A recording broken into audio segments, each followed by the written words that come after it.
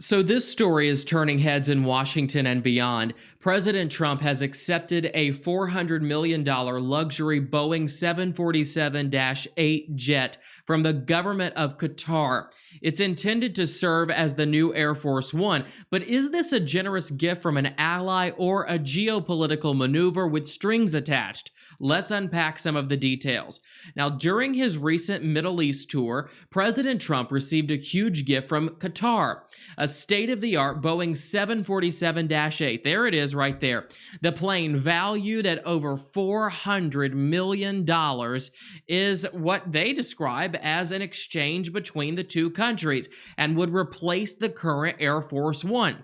The Pentagon has confirmed the acceptance of the plane, with plans to retrofit the aircraft with advanced security and communication systems, potentially adding hundreds of millions to the cost of the plane.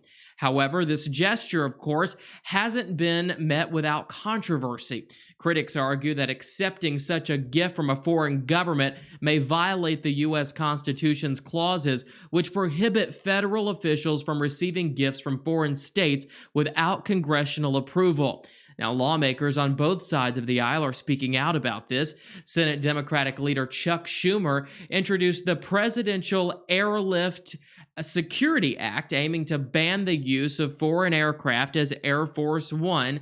Now, even some Republicans, like Senator Rand Paul, have expressed concerns about the optics and security risks. Now, of course, here's Schumer introducing that act to try and not allow this to go through. But from Qatar's standpoint, this is nothing more than a standard exchange between allies. Their prime minister said the gift is a symbol of the strong partnership between the two nations. Here he is at a recent economic forum. Let's watch. I want to ask you about the gift of this Boeing jet that Qatar want to give to the president to use as interim Air Force One. It's been met with a lot of controversy back home. What was the purpose? What is the purpose of this gift? And is it, as some critics say, an opportunity for Qatar to gain influence with this administration? Well, look, actually, we have seen that there was a lot of, controversy that's being created out of this, what I call it an exchange between two countries. And basically, the relationship that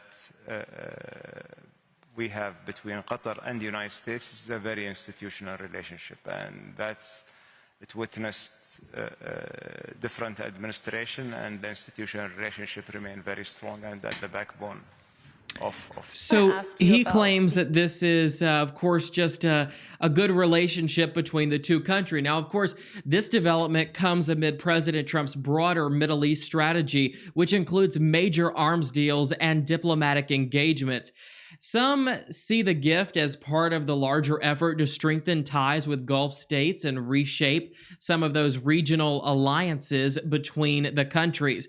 But things got heated when Trump was asked about the jet during an Oval Office meeting with the president of South Africa. NBC's Peter Alexander pressed Trump on the controversy, and the president lashed out, calling Peter a jerk and an idiot.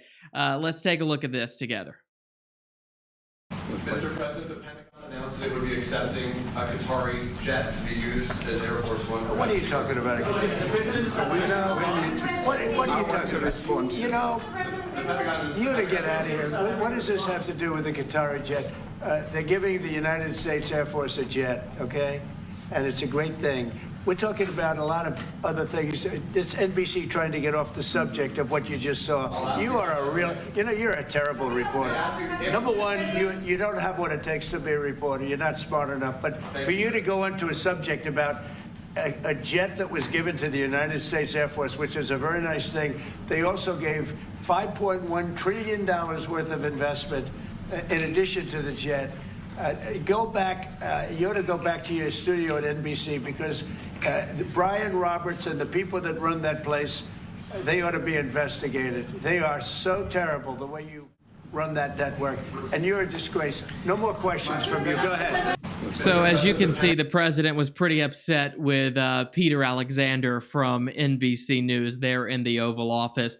Now, some earlier reporting suggested the jet might be given to Trump's presidential library for use after he leaves office, but that talk seems to have subsided in recent days, and a lot of people shut that down. Now, one of the reasons this jet is even being considered is because of the ongoing delays to the new Air Force One planes being built by Boeing. After multiple setbacks, the replacement planes may not arrive until 2027 or later. With the current aircraft continuing to age, this Qatari jet is now being viewed as a potential stopgap. But retrofitting this jet to meet Air Force One security and technical requirements could cost up to $1 billion, some say, which is sparking outrage over taxpayer spending and the time it would take to finish these modifications. But the White House is standing by the decision, saying it's a matter of national readiness and diplomatic opportunity. Let's watch. Let's be very clear.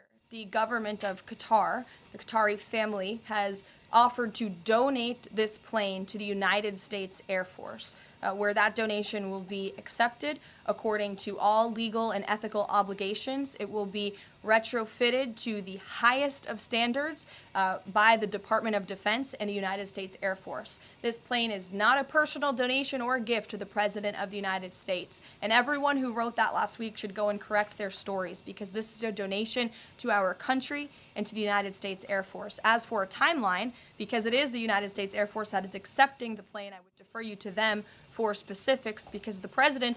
So you can see the White House press secretary responding to questions there about the jet. And Trump himself responded online defending the decision with this post. Take a look at this. This is where he said that the plane is being given to the United States Air Force. And he said, only a fool would not accept this gift on behalf of our country. Thank you for your attention to this matter, he goes on to say. So while the luxury jet from Qatar is a remarkable offer, it's raising tough questions about legality, transparency, and global influence. This isn't just a story about a plane, it's a story about power, perception, and the presidency as well.